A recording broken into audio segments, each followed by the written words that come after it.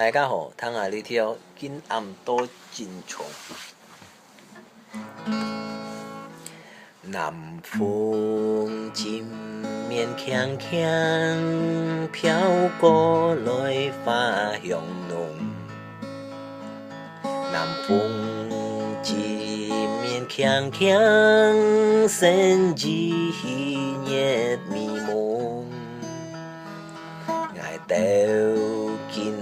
南漸漸講秋千之濃，愛到見南漸漸記記背到朝中，con sao cho theo sao cho ôi sóng sùng liên to kinh am biong kinh am to chín chung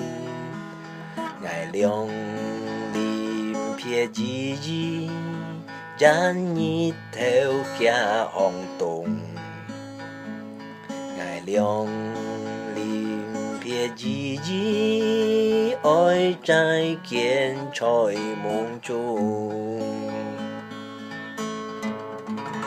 Ok, cảm ơn.